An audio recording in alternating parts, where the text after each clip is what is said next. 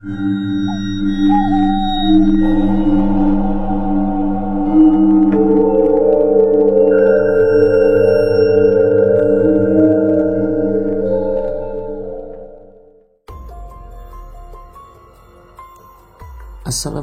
warahmatullahi wabarakatuh.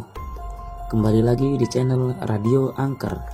Di sini saya akan membacakan sebuah kisah yang ditulis oleh Putri Diawardani. Sebelum kita mendengarkan ceritanya, buat teman-teman yang mempunyai kisah horor nyata, bisa dikirim melalui email radioangker@gmail.com. Tidak usah menunggu lama-lama, langsung aja kita mendengarkan kisah berikut ini.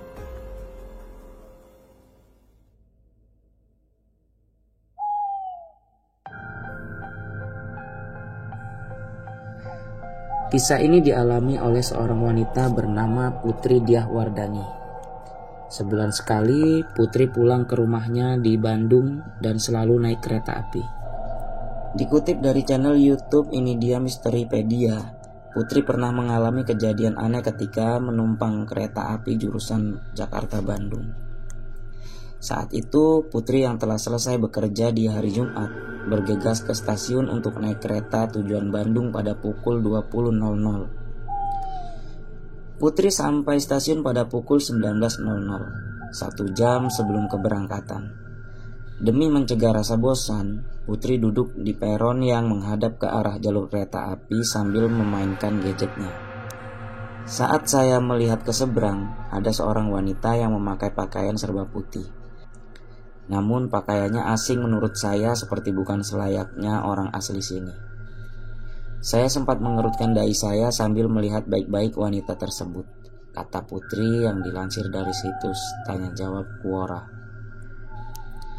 Karena jaraknya agak jauh, Putri tidak bisa melihat jelas mukanya.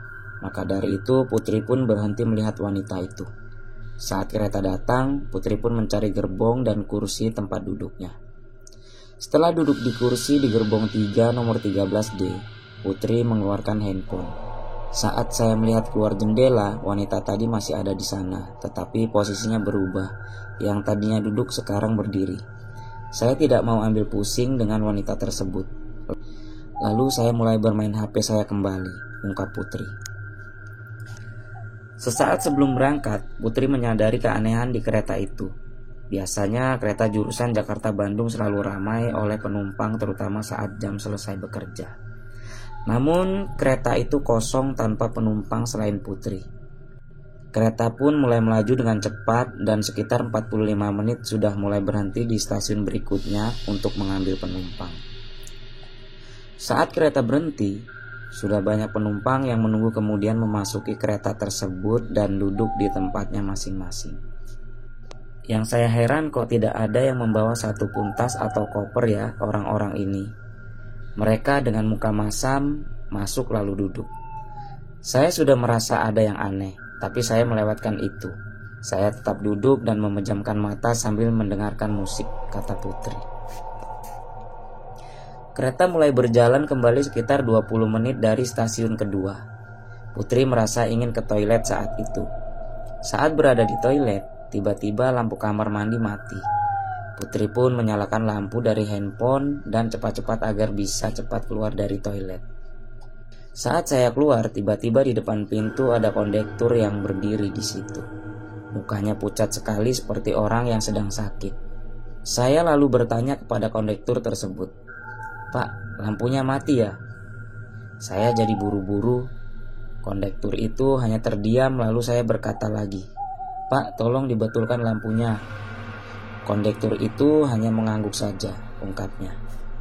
Saat menuju tempat duduk, Putri heran karena gerbong yang tadinya sepi kini sangat penuh. Anehnya lagi, semua orang diam, tak ada yang berbicara. Saat Putri kembali ke tempat duduknya, sudah ada wanita yang menduduki kursi sebelahnya. Ia memakai pakaian serba putih tapi mukanya pucat sekali. Setelah saya duduk, sesekali saya melihat wanita yang ada di sebelah saya. Lalu saya beranikan diri untuk bertanya, "Mbak, turun di mana?"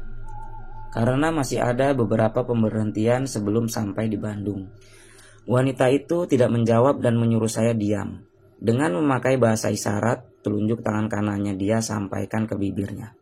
"Baiklah, saya diam," ungkap Putri.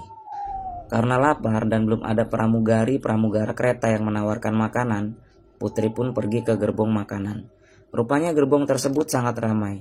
Putri kemudian memesan makanan pada salah satu pramugari kereta yang ada di situ.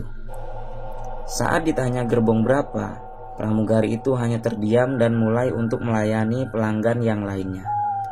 Saat Putri selesai makan, tiba-tiba ia dihampiri oleh kondektur di gerbong makan dan meminta Putri untuk menunjukkan tiketnya.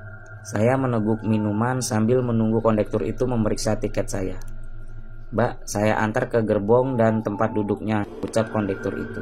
Lalu saya membalas, "Tidak usah Pak, saya sendiri saja." Kondektur itu pun berkata lagi, "Soalnya dari tadi saya cek tempat duduk ini kosong Mbak." Saya pikir mbaknya belum tahu di mana gerbong dan tempat duduknya. "Ya kan, saya lagi di sini Pak, jadi mungkin saat Bapak cek saya sudah duduk di sini," jelas saya ke kondektur.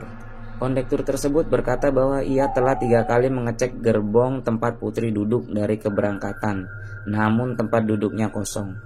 Putri sangat bingung dan heran karena ia duduk di situ dari berangkat dan saat ke toilet. Ia juga bertemu kondektur yang lain. Mengejutkannya, yang bertugas hari itu hanya satu kondektur, yaitu yang terakhir berbicara dengan Putri di gerbong makan. Saya pun mulai menceritakan dari awal saya menunggu di peron sampai naik ke gerbong dan duduk di tempat duduk yang tertera di tiket. Pokoknya saya ceritakan semuanya. Kondektur paham dengan cerita saya, lalu mengambil air minum dan kondektur itu mulai berdoa, lalu memberikan minuman itu kepada saya, bebernya.